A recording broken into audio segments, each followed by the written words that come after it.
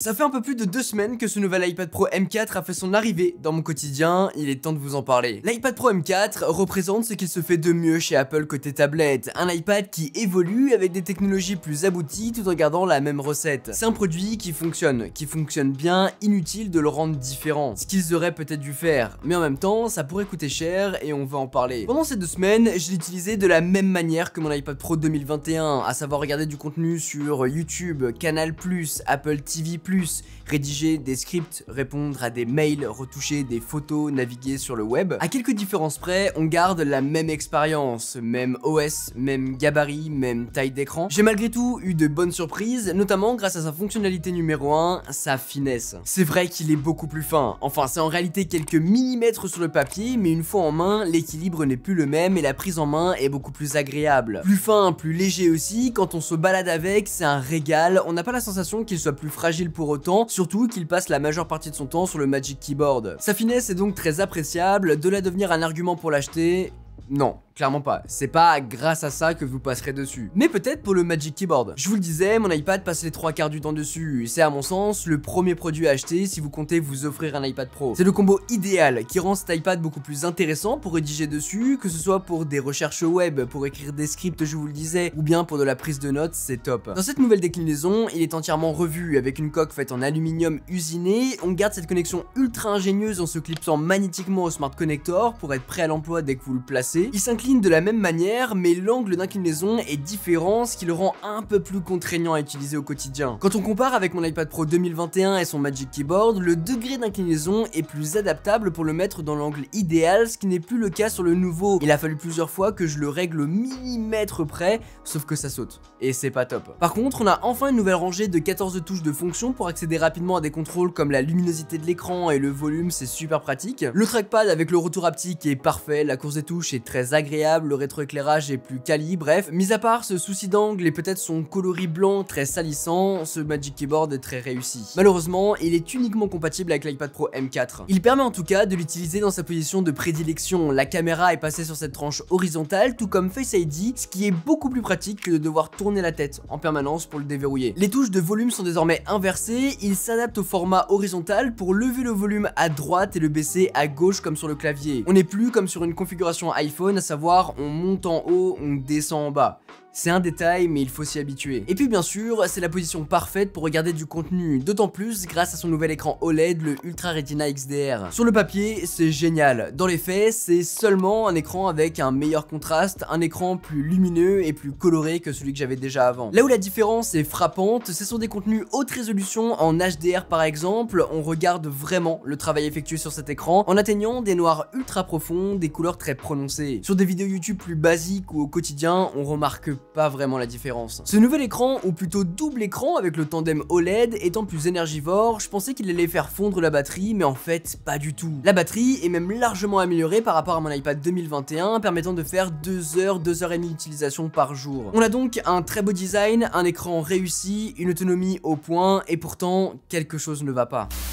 Cette vidéo est réalisée en collaboration avec D-Block, le premier compte courant qui accepte euros et crypto. D-Block, c'est une entreprise créée en France par des passionnés qui vous permettent de profiter d'un compte courant pratique pour les usages du quotidien. En 2 minutes, on crée son compte, on vérifie son identité et on peut commencer à l'utiliser gratuitement. Pour faire des virements sans frais instantanément, créer des cartes de paiement virtuelles ou physiques compatibles Apple Pay et Google Pay, l'application est super intuitive pour envoyer ou recevoir de l'argent, gérer ses cartes de paiement et même en créer à usage unique, idéal pour faire des achats en ligne. Mais c'est surtout le compte qu'il vous faut et que j'utilise personnellement pour recevoir son salaire. Acheter le dernier produit tech du moment en euros ou en crypto en les revendant sur son portefeuille sécurisé. C'est le premier compte courant intégré à un vrai portefeuille de crypto sécurisé qui ne sont pas gérés par D-Block, tu es le seul à y avoir accès. Finalement, il existe un abonnement premium que vous pourrez débloquer gratuitement en déposant votre salaire sur votre compte D-Block. Téléchargez l'application D-Block en passant par mon lien dans la description. Merci à D-Block de soutenir la chaîne cette année. Le plus gros problème que j'ai avec cet iPad Pro, c'est le fait que ce soit une machine surpuissante, d'autant plus grâce à sa nouvelle puce M4 qui a fait son apparition dedans, ce qui fait pour l'instant de lui le seul produit Apple avec ce processeur. Mais dans les faits, on a toute cette puissance pour pas grand chose. J'ai payé 1717 € pour tout le kit iPad Pro.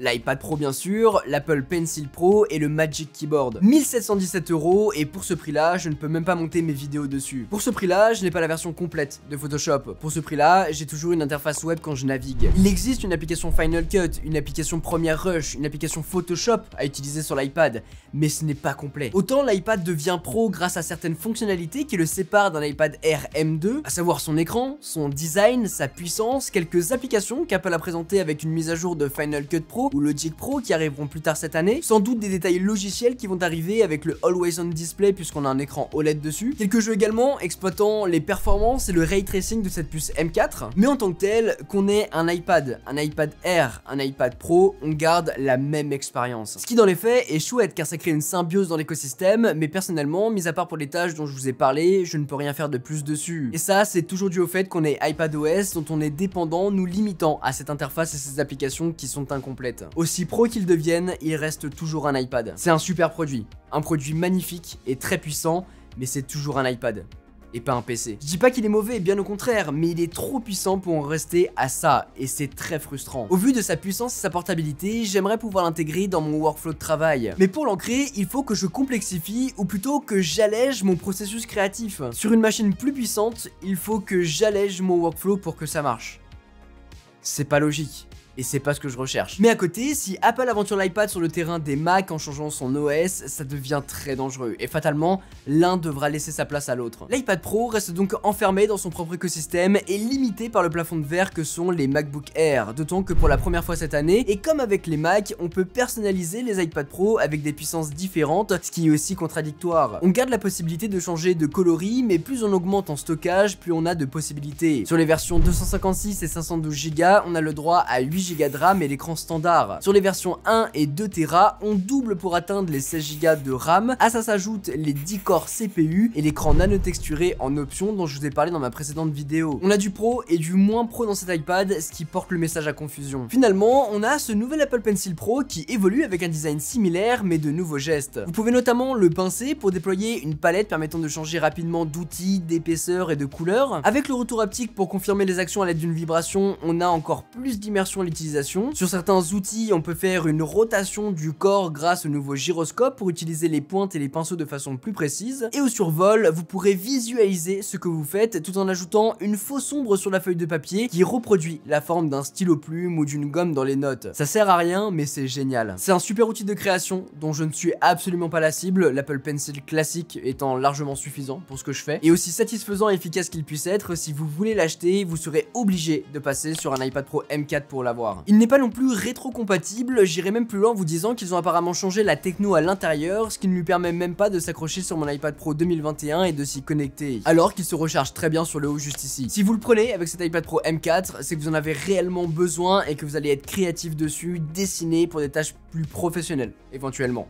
D'où son nom. Vous serez donc content de savoir que Find My localisé a aussi fait son apparition pour le retrouver plus facilement. Ça c'est pas mal. Bien que cet iPad Pro M4 c'est une génération bien plus intéressante que les modèles qui avaient précédé en termes de nouveautés, je vais toujours pas faire partie des personnes qui vont l'acheter, pouvant déjà faire l'essentiel avec mon iPad Pro 2021 qui est très bien encore aujourd'hui. Maintenant, si vous n'en avez pas et que vous êtes tenté de dessiner dessus, que vous ressentez le besoin d'acheter ce modèle Pro pour son écran, sa puissance, son autonomie, pourquoi pas même son design, c'est vraiment un excellent produit. Regardez bien les différences entre l'iPad Pro M4 et l'iPad Air M2 avant de vous décider, peut-être que l'un peut être plus approprié que l'autre. On attendra également la WWDC qui arrive pour découvrir les nouveautés iPadOS et voir si Apple va affranchir les limites de l'iPad Pro pour le rendre irrésistible. N'hésitez pas à me partager votre avis dans les commentaires. Sur ce, c'était Quentin, passez tous une très bonne journée.